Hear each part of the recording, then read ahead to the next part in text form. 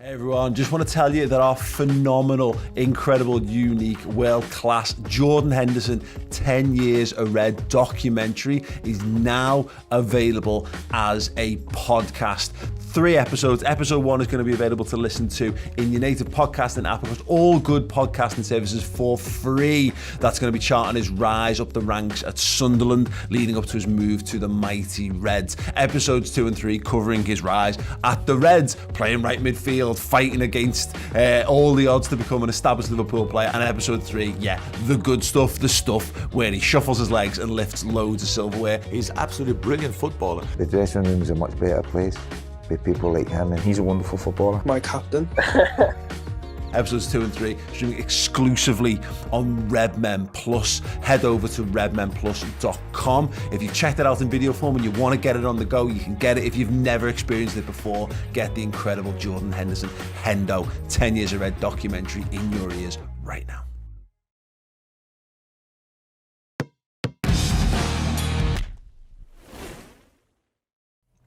Hello everyone, it is the build-up show. Here we go again, sort of. I'm Paul Machin, Sam Walker, John Machin join me in the studio for this one as we look ahead to the Community Shield. I'm making a special effort this season to call it the Community Shield, not the Charity Shield, even though it's in my head has always been the Charity Shield, and I'm going to have a real battle with this one. We're going to discuss what Liverpool's options are, some of the struggles that manager might have to face in terms of team selection, because Liverpool play not once but twice this weekend, Saturday and Sunday, and how important are those games to the manager, and what kind of teams we will go for in both of them. We will come to in due course. If you're live with us here on YouTube, you can use the comments section to interact with us. If you're over on Twitter right now, come over to YouTube and join us live in the comments section where the show will continue. But yes, let's dive into it then, Sam. And yeah, the footy is back apparently. It's all ready to go. It's the Community Shield. 50p. It's the big 50p. It's the fact that we've got the Strasbourg game on the Sunday as well adds into the sense that we always have, and we've always had this thing of it's not a proper competitive game. It's not a proper piece of silverware. It is a piece of silverware. It's Manchester City. It is a big game. It is the 2 best teams in the country going head to head. This is the welcome to the madness. It all begins again. Yeah, I would liken it to the first round you're playing in the League Cup where Klopp's like, oh, I've got to play this game. And then when you get there, it's like, oh, hello, right, I want to win this now. Yeah. So I think, it's Man City, so it makes all of us want to get a result, want to win. But realistically, when you pull yourself away from the fandom, from the cultness of it all, tribalness of it all, I think it is. The fact we've got another game 24 hours later shows where the club really value this. Mm-hmm. Do I want to win it? Hell yes. Because we haven't won it under Klopp, and I just don't want to lose to City. If we were playing Borussia Dortmund in a random game, I wouldn't care. Yeah. But I want to win this game purely because it's City. Yeah, no, and that's a big part of it, isn't it? That it can't help but feel like it's an indicator of the season, and it isn't in some regards. You know, we've lost to City in the Charity Shield and Community Shield in recent years. We lost to Arsenal on the way. You know, we've had good seasons that have followed it. We've had horrendous seasons that have followed it. But to the point, I want us to win it. I do. I've not gone to see us win at Community Shield. I think you're both right. I mean, it used to be a big game, the Charity Shield, when it was the Charity Shield. I went to loads of them, and they were fantastic football matches between 2 top teams. But it's not like that now, you know. But you know, it's his City, and therefore you never want to lose to City. You know, you want to put a team out good enough to at least, you know, give them a game. And, you know, the thought of putting out all the kids and getting beat 8-0, you know, no one wants that, you know, even if it's actually better for the club. Yeah. You don't want it. You want us to give them I mean, I think was it the last time we played them, they scored early, and then we battered them for the rest of the game. Yeah. Just couldn't score. Yeah. And it was so heartbreaking not to at least get the draw. No, we won on pens, didn't we? We lost on pens. Because that was you're right in that game, because Gomez had a bit of a sluggish start to that game, and then at half time we threw a load of the other lads on, and we blitzkrieged them, and it had that feel of if the game had gone on 5 more minutes, or if there had been extra time, we probably would have comfortably won that game in the end. And then it goes to pens, and we don't win. Am I right in saying there was an unbelievable clearance off the line the last minute? Yeah, I remember that. Yeah. Oh. Yeah, it's like one of those things, on the back of, I think we did well to kind of muster ourselves at the end of the season after the Champions League disappointments. I thought the trophy parade was a brilliant thing. It was exactly what I needed as a fan at the end of things. But it'd be nice to just help continue that progress of, right, let's just go and get this banked. There's no open top bus tour for a charity shield. It doesn't. But what I think it's important is, or it could be important, when you have one next summer, it's on there. You know what I mean? That's one of the things that the lads are holding and showing to the fans when we're celebrating a league title at the end of the season, or we're celebrating another Champions League or whatever. Liverpool, by winning the FA Cup, Dad, and winning the League Cup, showed to me last season that we now care about just adding to our tally of silverware. Well, this is not a big one, but it's. They always say, don't they? Once you win trophies, you just want to win more. Yeah. And it doesn't matter what they are. I mean, it's like Mourinho. He'll take anything. He'll win anything. Yeah. He'll have it. And because he's a winner. And, it's just like that. You do want to win it. Yeah. Particularly, again, as it's City, and it'll be a nice little... We'll go... If we get beat, we'll all say... It doesn't make any difference for this season. But if we win it, it'll be, we've shown City what's coming, and all that. Yeah. It's just the way fans are. Yeah, you build it up or you build it down. Exactly. And we can decide how we feel, how we want to talk about it after the game, can't we, Sam? Ultimately, that is the point. And you're right, for the people, 50,000 or whatever it is inside the King Power Stadium, not Wembley, of course, which everyone needs to remember, and I keep forgetting, of course, which I need to remember before I go too far down the M6 on Saturday. But it's there. It's a game. It's a competitive game of football ish against Manchester City, and you don't want to lose. I wouldn't want to lose a kickabout in my back garden to Man City at this point, because I think there is a psychological value to it, and how Liverpool approach this, I think because how we are going to approach this season, I think, is that we're going to just look to pick up where we left off. I think Liverpool are going to go on a hard burn until mid-November, and they're going to try and have everything they want to. I think they want to be top of the league by the time we break for the World Cup, and I think we want to be obviously comfortably qualified from the Champions League as well.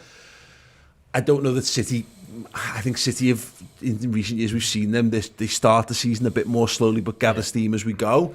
I think this is why it's important to us a little bit, because it sets a little bit of... You want to show the world that City are fallible, I think. I think it's more important this season than ever. And they've had bigger problems than we have in pre-season. I don't think they've played many games. I was trying to look today, two games. And they 1-0, 2, but not fantastic performances. They just run out, the same as us. They've also had 3 or 4 players that have had to train with the 23s because of the COVID, licensing issue about travel and stuff like that. So it's not been easy for them. So we've got an opportunity to go into this game. And I'm right in saying this. We haven't lost against City in a game of football in front of fans, or proper game of football, top league football, since the Charity Shield. And we actually haven't lost to them in front of fans in normal time for a very long time. I think it was that 2-1 game, the inch over the line or whatever it was. So we've got a good record in a normal game of football against Man City. And it's another thing of... Last time we played these in this game, Klopp made Henderson and the team stay out and watch City lift the trophy. Yeah. The Community Shield, he made them watch it because it's that hunger. Yeah. So I think there'll be a little bit of us wanting to take that back off them from that game as well. Yeah, absolutely. And the Champions Wall has become such a central piece of Liverpool iconography in the last 7-8 years. It's great social media content when they've got the guy out there updating the numbers. Community Shield's on there, Is it? And it's certainly in the way that it's not a major trophy, is it? But it's the kind of thing that we talk about, in Liverpool, adding numbers to things. Just do it, go and add it, and it's another thing where you can have a photograph of Jurgen Klopp with all the trophies and bits of silverware that he's won in his time at Liverpool. Fine, I'm absolutely fine with it. I say go for it. So yeah, why not? Why not? Indeed. Right, we're going to be talking about the injuries that Liverpool have got and who might be out for the weekend. We're going to go through some of the big decisions that the manager faces again with 2 11s to pick. But we have got a very short break. We have got a regular position on the Last Fan Standing show this week. I wasn't available, but we've noticed Chris has been taking up the slack in my absence. Having a good old chat around how clubs have fared in the summer transfer window. Here's a clip from that. You have to say that until you see Nunes score. You know, the amount. We'll know this time next year, obviously, how many goals Nunes has scored in the Premier League. It could be a coin flip. It really could. He was playing in the second division of Spanish football 2 years ago. Brighton tried to sign him last summer. Again, you know, Liverpool have got a very good habit of signing these players. Look at Luis Suarez coming out of the Dutch league. We had no idea really how good he was going to be. Same with Fernando Torres. He could be a Fernando Torres. He could be an Andy Carroll. He looks like a mixture of both.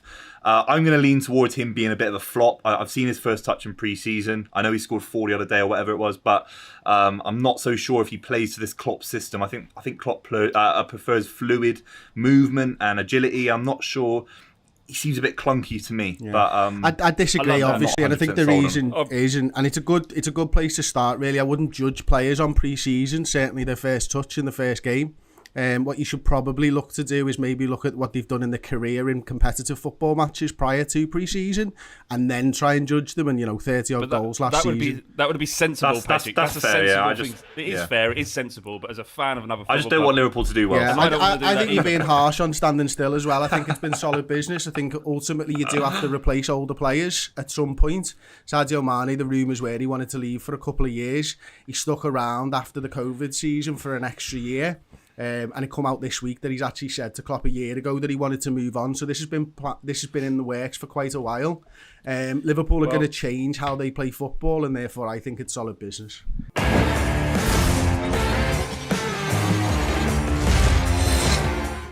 Yes, head over, check out the Last Fan Standing show on the Bet Victor YouTube channel. The link will be in the description underneath. Leave a comment in support of the man, the legend, Chris Pajak, or just say Redmen sent me. Drop a like and subscribe to the channel as well. That show is going to be continued throughout the season. I'm back on it next week as well, so come and check us out over on there. Right, before we dive in, because I'm sure the comments are filled with it, I can't even bring myself to look at them. Correction, I have to correct myself. The Charity Shield is not on the Champions Wall because it's not a proper trophy. Because if we did, we can't afford to bring it on there because Man United have got 6 more than us. So that would wipe out our advantage in terms of honours. We will.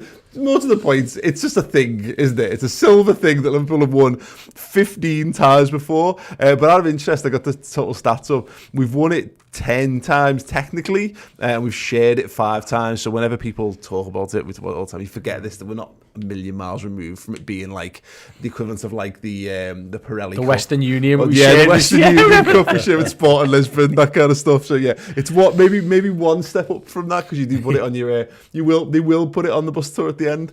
I mean, and Gerard Houllier was very keen to kind of add it to the major trophy hall when we won the treble and all that kind of stuff. Fine, and City had the 4 mid-doubles when they won their domestic trophies. So whatever, why not? I want to win it because I want to see Liverpool win. I want to see Liverpool beat Man City, and the byproduct of that is us lifting a big 50p. We're all cool with that, right? Yeah, as well we should be. Okay, sad. Yeah, injuries. Jurgen Klopp is doing his press conference 2 p.m.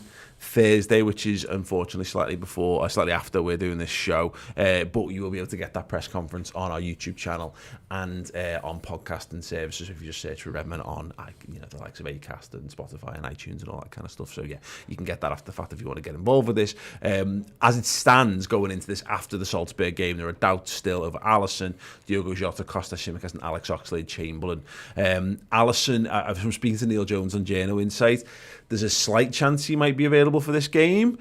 Jota seems, I think he's been ruled out already, same as Ox. Tsimikas was a knock, so he might be in contention, albeit I don't think he would start this one anyway, Sunday. Sam. Yeah. One of the two. Yeah. The Alisson one is the thing that might take the shine off this, because we kind of saw this with the FA Cup with City.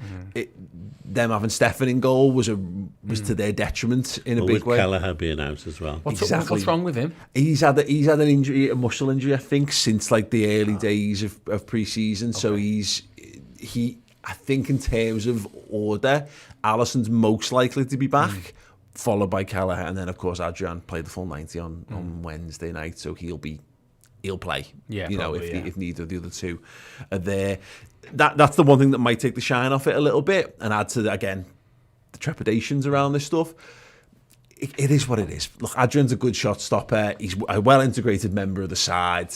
If he has to play, he has to play. The alternatives are a bunch of untried children.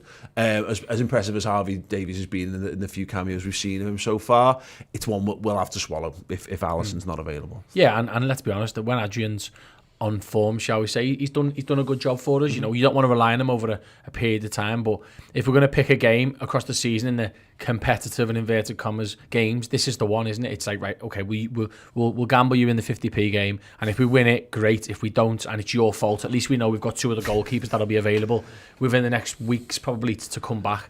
But yeah, I'm absolutely fine with it, and I think that probably comes down to the fact that if this was the League Cup final or the FA Cup final, you'd be like panicking because you'd be worried. But as you say, the platform that it's on, I'm okay with it, and he's been playing, so he'll be fresh, he'll be ready. Yeah, and he'll give us an instant improvement in the side, you know, when he comes back. Alisson, yeah. And he's got the thing about Adrian as well. He's got good history in Super Cups, hasn't he? You know what I mean? Two winners of other competitions coming together, playing a game, penalties. Adrian hero, calling it right now. Look, it'll be what it'll be. Fingers crossed for Alisson, but it's one of those situations where Fulham's next week, you want him back for that. And so nothing is more important than the long-term fitness of Alisson Becker, particularly if Cleveland Gallagher's not going to be available, in a shorter time frame. So, I mean, and to your point, that will speak to how important this game is and Strasbourg is. If he doesn't make Saturday, I can't see, unless they want to get him a game, it'd be unlikely that a day would make a big difference to his rehabilitation. So we'll have to see on that one. There are some big decisions to be made for this one, and least of all because, again, there's 2 11s plus subs to pick. Do we think that this is basically his Fulham team? He goes as close to what he's going to start the season with here, and that's what this is effectively. Well, I mean, looking at the pre-season games, he clearly's got two teams, a first team and the next lot. And the only other option is you mix them up. Yeah. And I mean, in the past he's done that, but he's not been doing that in the last few games. He's been definitely picking his first 11 and playing them at some point in the game together. Yeah. And so I suspect, and he's talked about giving teams 90 minutes for the first players, 90 minutes for the first time, which makes me think he is going to play his Fulham team tomorrow. Yeah, and again, the five subs thing is going to be impactful in all this because he can go strong and he can mix things up. And there's a number of players there on the fringes, but it looks to me like, I think, let's say he uses all 5, and I don't know that he will, Sam. It strikes me that he'll probably have a really strong 16. Yeah. And between this game and the Fulham game, 11 of those 16 will definitely be the starters. I can't see there being a wild outside shout in this one. And of course, it gives you a little bit of scope for players coming back, or maybe players picking up little knocks in the short term. But the fact that it's it's the first full 90 for a lot of these lads, that's the job of pre-season, and that's where it's tough to analyse this one. And I think we need to be careful of how we analyse it during the game and post-game as well. Is the real business starts next week. We want to win it, for all the reasons we've discussed previously, but this is all part of a carefully managed sort of fitness regime to start to peak when we get into August. Yeah, 100%. Interesting you were saying there about the starting 11 being this Fulham team. The only thing I would kind of argue, and you covered it really when you said you're 16, was it's almost two very different games of football, isn't it? I think that might be the only thing that would change, because what he'll also want to do is play a team against City that he might likely play against City at 2, 3, maybe 4 times this season. We might have to play them again. So I think he'll probably still start a team that he feels is the right team to play against Man City, even though it's a friendly. And maybe against Fulham next week, you might see, like for instance, just a spoiler alert, I wouldn't pick Carvalho to start, but he may well play against Fulham because he may feel that slightly extra extra attacking threat, or that might be Elliott, that might be more suited to next week. So I agree with you, is that 16 that you're probably likely to see on Saturday will more than likely make up, plus Alisson, the 11 that we see against Fulham. Yeah. And what you'll probably find is the back four and goalkeeper don't move. Maybe even Fabinho don't move at all in the game. They stay and play the 90 minutes, and he rotates some of the lads up top, who then maybe, as a consequence, maybe only, like Carvalho might only play 15 minutes on Saturday, so he'll play 75 on Sunday. Yeah. It's certainly fascinating, because as ever with pre-season, that we get little glimpses here and there, and then sometimes we get a bit enamoured, maybe overly enamoured at times with certain players. You shouldn't get carried away with some of the younger players, you see, because you'll never see them again until at least until next pre-season. But the likes of Carvalho, Curtis Jones, Harvey Elliott, you're going to see them, and they're going to play a part this season. Particularly Carvalho, from what I've seen of him. And that second string actually looked much more dangerous in those pre-season games than the first team guys. Yeah. And maybe because there's something different. Yeah. I don't know, So, and I reckon you are going to chop and change your forwards as the season goes on to get goals. Yeah. Because again, you saw last night in that Salzburg pre-season, the top guys were still struggling to get through packed defence. Yeah. And they've done that a lot, and maybe, Klopp is thinking, well, the likes of Nunez and Carvalho are going to give us something a bit different. Yeah. Well, that's it, and again, go back to the 5 subs thing, is that you get to make bigger and more impactful changes potentially on there. You say you might only really mean net, we average one more sub a game. Yeah. Because really, what Klopp doesn't like to do, he doesn't like to make 3 subs. He doesn't like to make 3 subs because if you make 3 subs and then someone goes down in the last 10 minutes of a football match, you've got 10 men on the field. But it might only add, but that means all of a sudden that you've just got one more game changer. And I agree, someone like Harvey Elliott being back, and Carvalho in particular, they feel like they're sitting there chomping at the bit, ready to just explode into the team a little bit more. How we use them in the first couple of weeks is going to be telling, because I think it's the point I was making earlier. I think Liverpool are going to go for continuity at the start of this season. The Jota injury maybe changes this, but I've said all summer I didn't expect Nunez to start the season for Liverpool. I thought it would probably be Jota or maybe Bobby Firmino that starts. But the question mark is, it's the Charity Shield. It's Man City. It's a bit pre-seasonish. Do you give away? Pull your cards a bit too far away from your chest and risk tipping your hand a little bit to City by doing something different? The approach is it's like that all over the pitch, because last night he played Matip. I was really surprised he played Matip and Van Dijk. He's been playing Konate all the time, and you're coming up against Haaland. I'd have thought Konate was the guy. Yeah, big, strong, fast, and it looked like he was priming Matip to play. So maybe he wants Haaland to have a good game against us. He might not play Haaland though, because he's probably further behind Nunez. I know he scored the goal he scored, but we've all seen it. He's given what he's had pre-season, he's probably further behind where Nunez is. Fitness, game time. Then again, they've not got too much else, have they? Alvarez is in the same boat. Foden's been injured and hasn't played.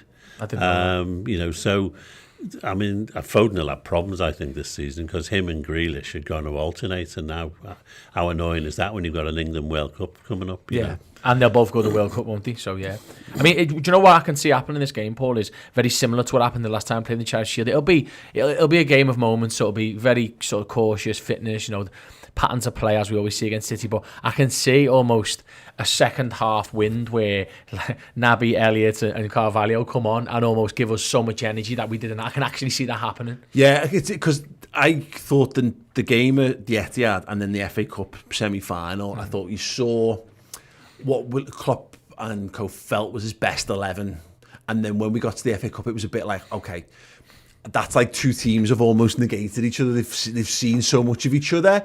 The FA Cup was a little bit of like okay, we're going to start to kind of peel back and see a little bit of what's to come next. And Naby playing in the midfield was a little bit of that, and obviously Diaz on the left, etc.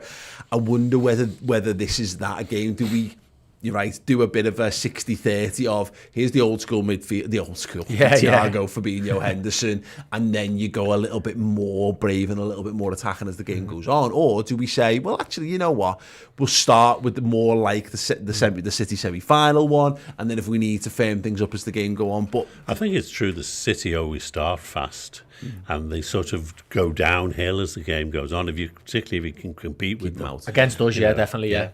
So, it makes sense to actually switch things up a bit later in the game. Yeah, and as you say, that was exactly what we did in the draw and the ultimate penalty loss with them. As we went, right, okay, cool, sound. The game hasn't quite gone to the way we would have had it. I mean, if you remember that game, we actually start very quick, but it's a lot of balls over the top. It's looking to get in behind while they're pouring it on with us, and that's been our approach quite a lot with City. But I wonder how much that impacts the centre forward choice. I mean, we have to talk Darwin Núñez because it's going to be billed as Núñez, it's going to be billed as Haaland, and that's what billing's going to be all season long. We're already seeing rival match touch compilations of whether it's the good touches, is the bad touches, is everyone's desperate for this to be a big thing. I think he will start this game, but I don't think it. I don't. But I'm not sure he will start the Fulham game. I don't think he'll start every game for us from now on.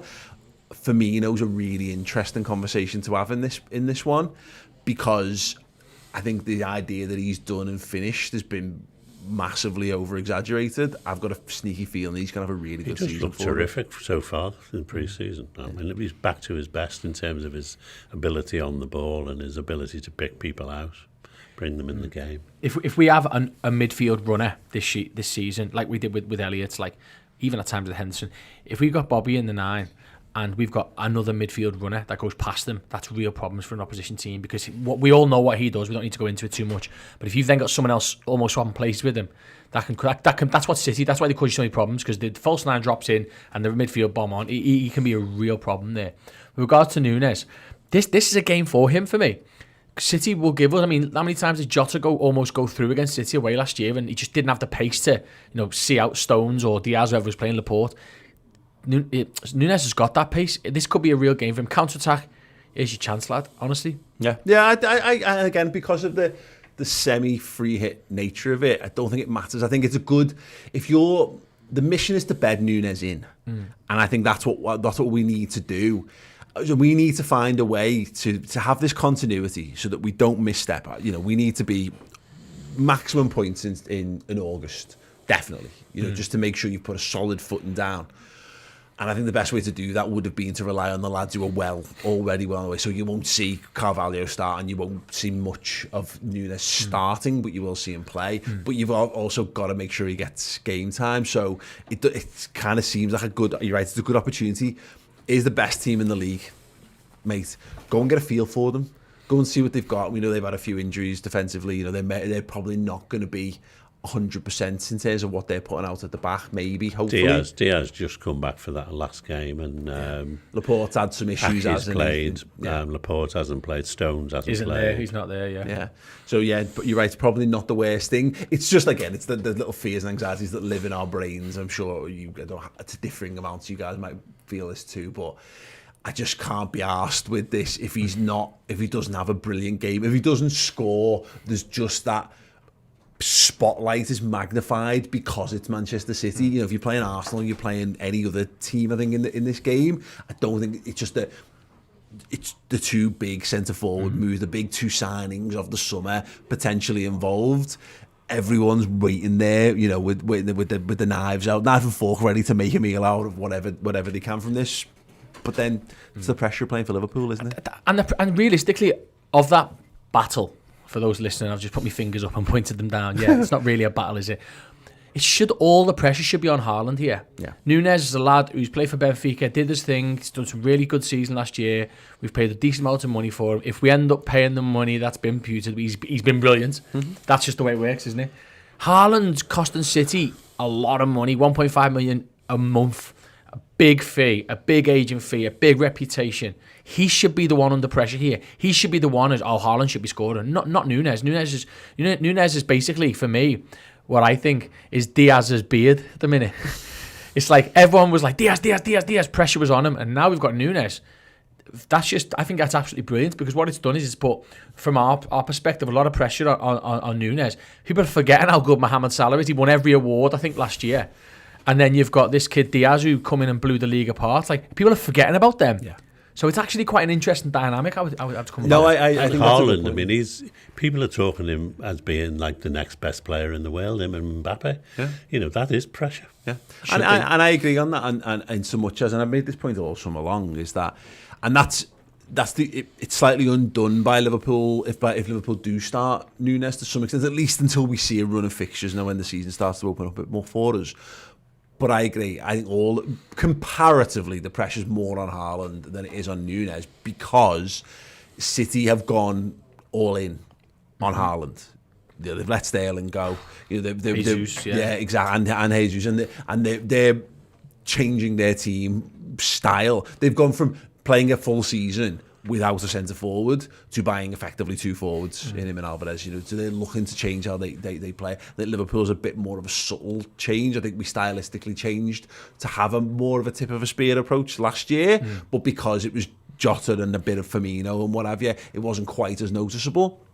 But we don't need him to be an overnight success for us. Liverpool have bought Núñez for the next 3 years, and they're hoping in 3 years' time, when he enters into his peak years, we've got the best centre forwards on the planet by that point. Haaland needs to be the best player on the planet now. Yeah. And again, with half a game of football pre-season under his belt before it, there is a lot of pressure. It's a big step up as well from the Bundesliga to the Premier League. I mean, Sancho found that last year. You can't just walk in and expect everything to be perfect. Yeah, he's got to improve his fitness as well. Yeah. And he's never won a golden boot.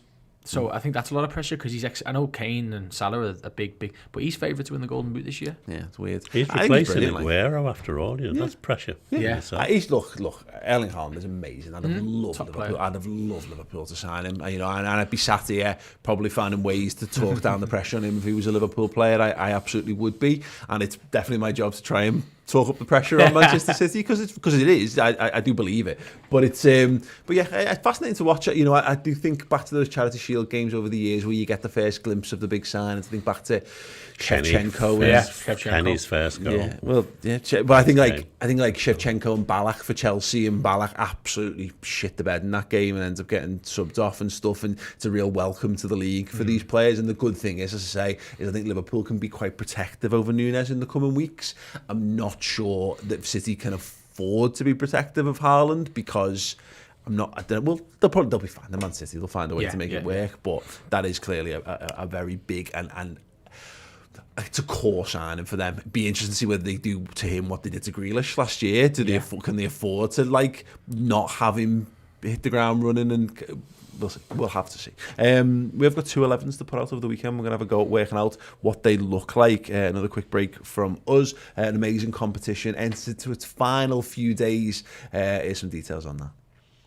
Just a few days remaining, this incredible Club Legend prize. So anyone who signed up at Club Legend level on Redmen Plus has a chance to win this incredible 2001 UEFA Cup final Liverpool shirt signed by Emil Heskey and Jamie Carragher. So if you are signed up at redmenplus.com as a Club Legend, then your name is already in the prize draw. If you sign up today, or if you're a club captain and upgrade to a Club Legend level, come the end of the month, you could be in the hat to win this incredible one-off prize.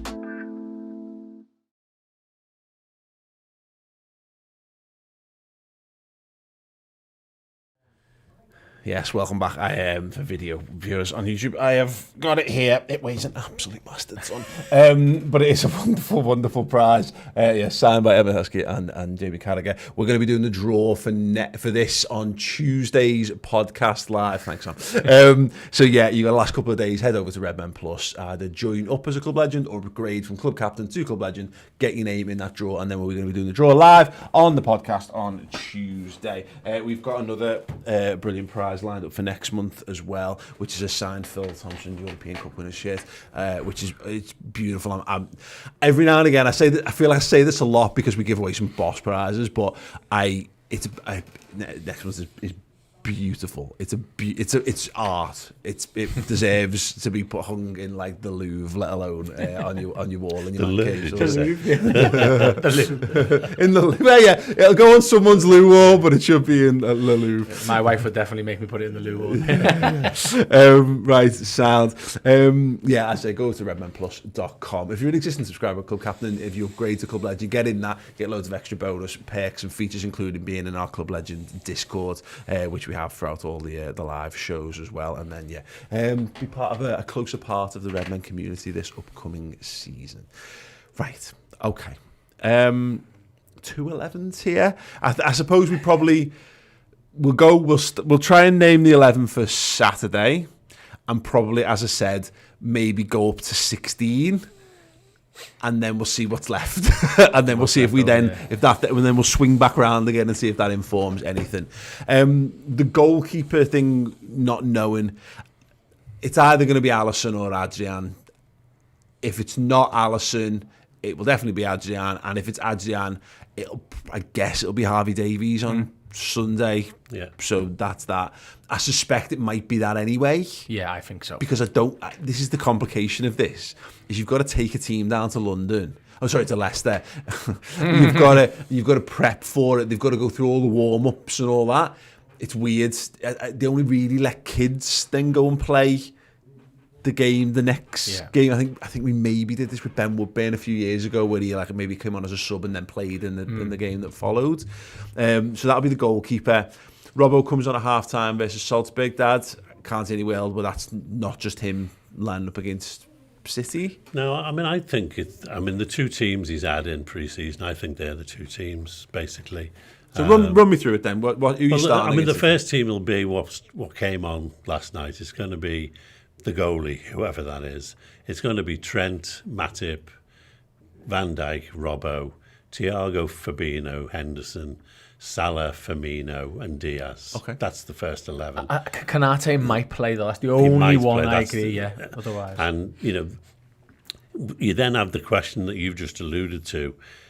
Which subs does he keep back from the game that he would start? If he, all being well, his second 11 would start this Sunday game, which would be the Harvey Elliott's, the Fabinho, not the Fabinho's, the Coutinho, not Coutinho. They look alike though, don't you think? Yeah, they do, yeah. Really move. Carvalho and Núñez. But, he's obviously going to keep some of them for his substitutions in the second half against City. Therefore, it looks very much like a very, very young side on Sunday. It's the problem we've got is that he needs to be careful this Strasbourg game, and I think this is why it requires a little bit more thought than most. Because if you're not, look, they've got a great attitude and a great mentality, and how they sell it to these players is going to be important. But there is a little bit of I'm in the Strasbourg team, not in the Community Shields team. So they have to be careful, because I think we've got 4 senior starting midfielders, first and foremost, locked in, and it's the 3 mentioned already plus Naby Keita. And then it could likely be Keita for either Thiago or Henderson. Yeah. You'd think Harvey Elliott is then in there, and Curtis Jones is in there, and obviously you've got Milner will be in the conversation there somewhere. But I don't know how close any of them are, because we've seen Elliott played in the front 3 a little bit more in pre-season as well. Milner's only been playing a full-back, hasn't he? And I think he'll probably captain the second string. I agree. I think Milner is nailed on for Sunday. If Tsimikas is not fit, then sadly Milner's going to be playing left-back. Yeah. The only one for me where I look at it, there's 2 players where I'm looking at and thinking about where it'd be really interesting to see them in both days, and it's Keita and Núñez. If he starts Bobby, as you suggest, John, I think, does he play Bobby for 75, 80 minutes and then bring Núñez on? If that's the case, Núñez has to play Sunday, in my opinion, just to keep them. Yeah. But does you really want to play Núñez with a very young side?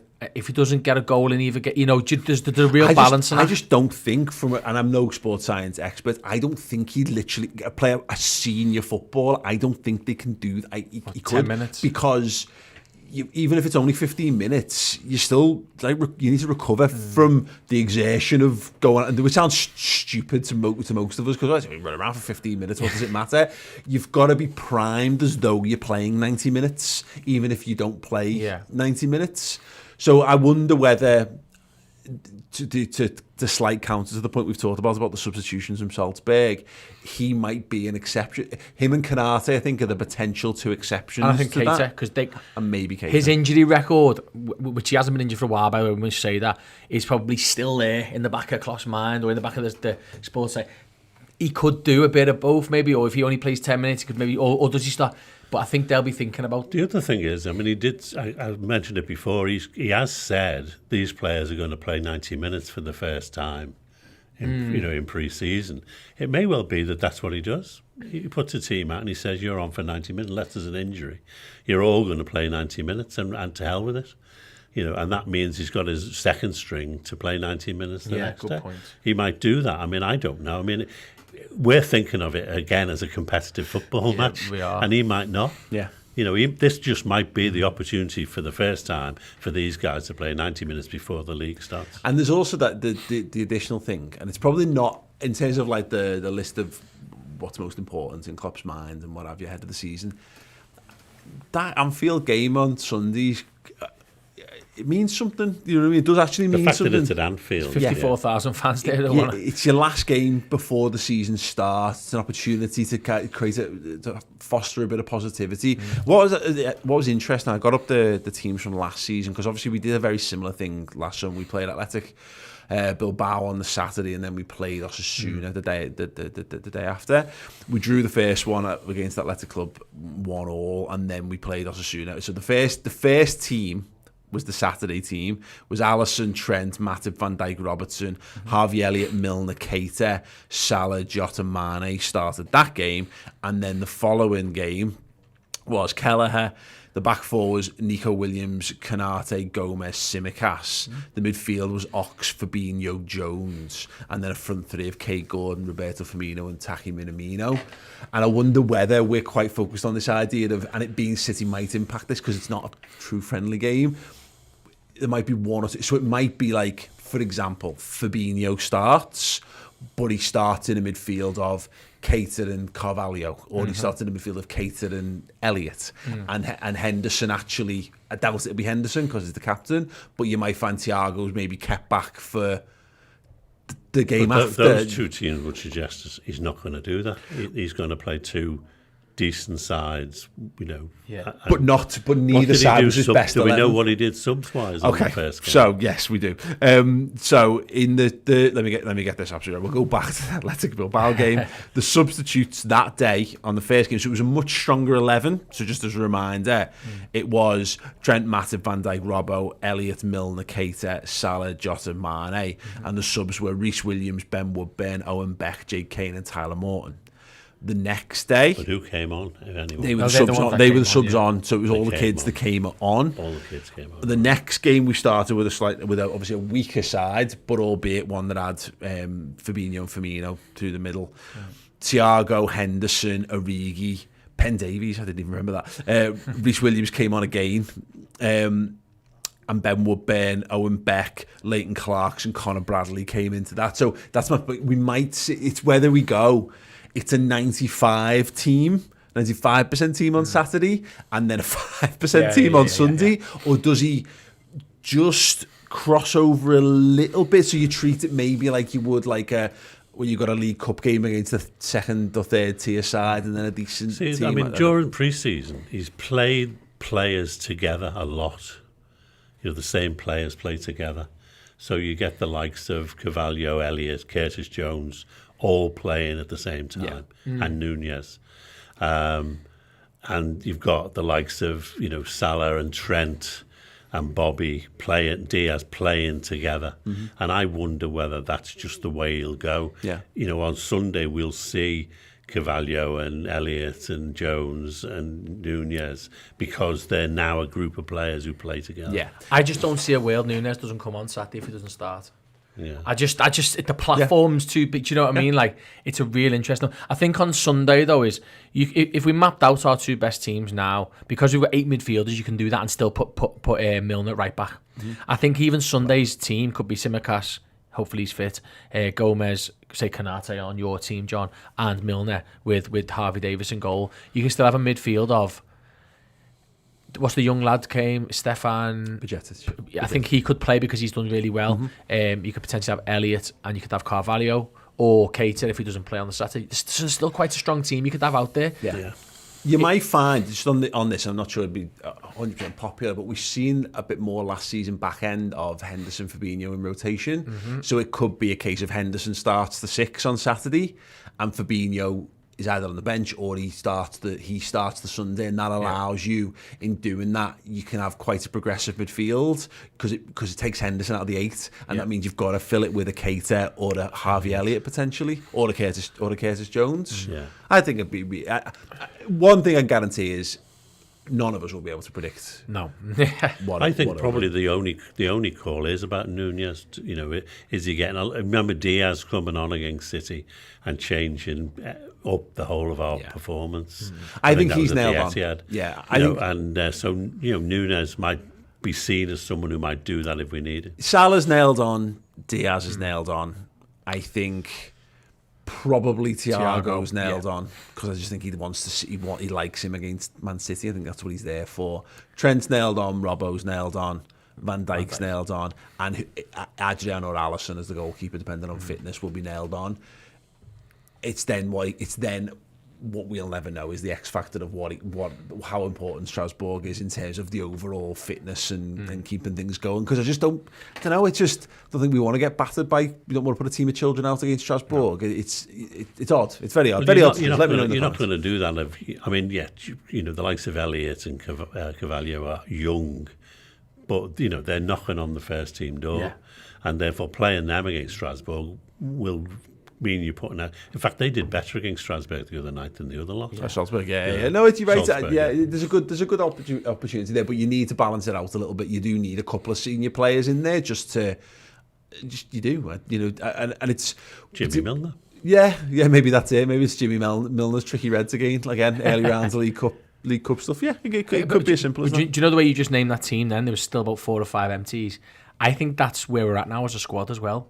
I think that's the positive. It's like I don't think we've got that 11 anymore where you go, that's the team. We know our best team, maybe one. Now it's like there's probably 4 or 5 conversations to be had every week. I kind of hinted at it.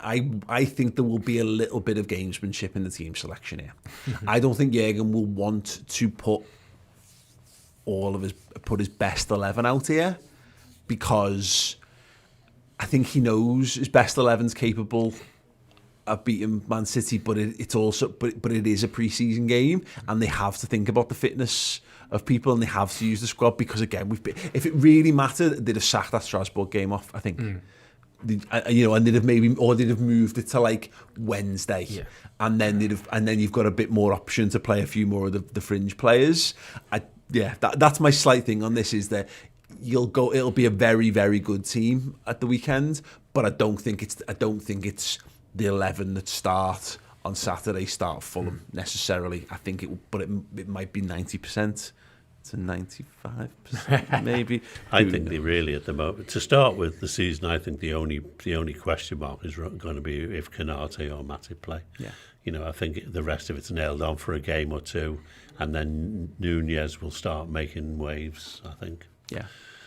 Yeah, no, I think it's possible. Carvalho looks so good that he's going to start pressing up for that left-hand spot. Yeah. I'm really interested to see it. There's so many exciting players there. We did a chat on Journal Insight with Neil Jones earlier today, which is available in video and podcast form on Plus. There's a little segment on it that's going to be going on YouTube in the next day or two, talking about Carvalho and Elliott and Jones and how important they're going to be to Liverpool's squad depth this season. And I like the idea of that, of this amazingly talented group of young lads who at the moment they're not nailed on. They're not going to play week in, week out for us, but at the minute they can all drop in at any given point, but there's a chance that one of them or more could ignite and have this really exciting thing, and it's going to be interesting to see where the Klopp chooses to go. You know what, Strasbourg's their game. Yeah. I'm gonna keep them together. I'm gonna keep them chugging along. Or do you say to one of them, just dangle that carrot of, actually, I'm gonna start one of you against Manchester City?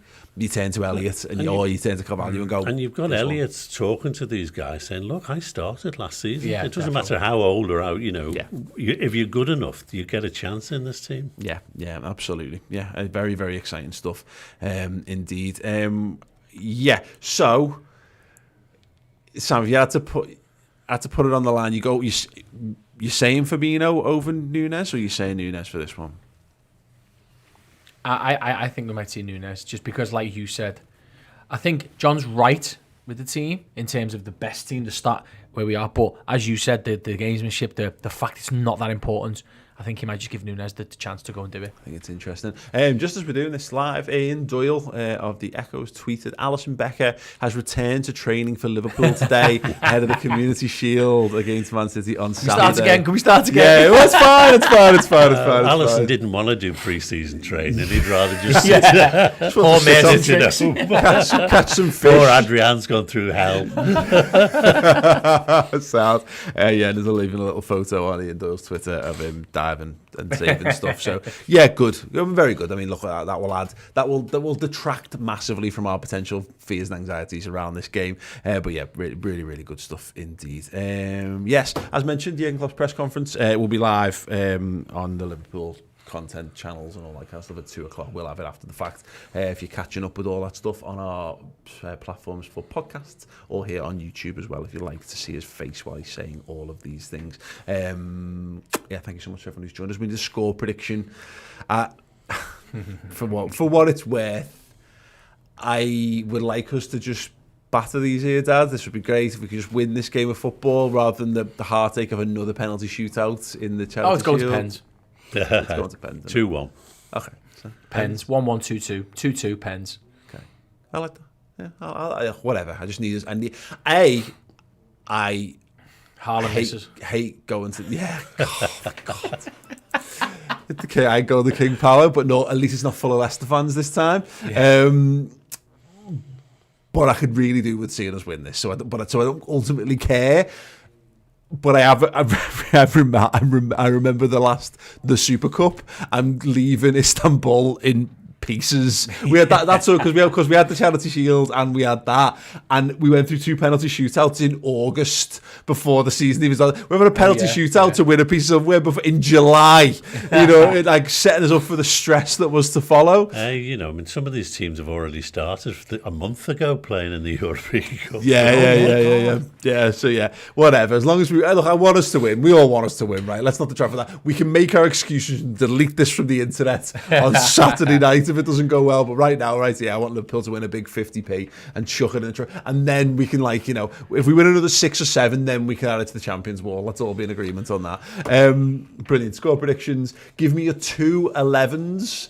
In the comments if you're on YouTube, and if you want to tweet us, you can do at the Redmen TV. I will encourage you to come and join us over on redmenplus.com as well. The Jordan Henderson 10 Years of Red documentary series is now available in podcast form. In your ears. It's been there since last year. We made it it is by far and away the best thing we've ever made. It's the best thing any independent media channel, fan channel, whatever you want to call them, has ever made around football, and it is now as a podcast as well. So get the thoughts of Kenny Dalglish and Jurgen Klopp and Trent Alexander-Arnold and Gareth Southgate and all kinds in between on the rise of Jordan from a youth player in Sunderland into Liverpool to becoming the captain to winning all of the trophies. So if you like podcasts, you can get that right now. Anyway, gentlemen, thank you so much. An absolute pleasure. I will be at the King Power. If you see me, come and say hello. Me and Chloe will be there covering the game. And other than that, thank you so much for joining us. The season is sort of back, and we're glad to be here. Hopefully Liverpool can pick up where they ended the season in brilliant form. Up the Reds. Thank you so much for joining us on this video. Do drop a like and share it on social media if you enjoyed. And if you want more from us, please do consider joining Redmen Plus, our Liverpool streaming service. Get access to documentaries about Liverpool legends, past and present, interviews with Liverpool legends, past and present, and more Redmen shows each and every week in video and in podcast. It's redmenplus.com.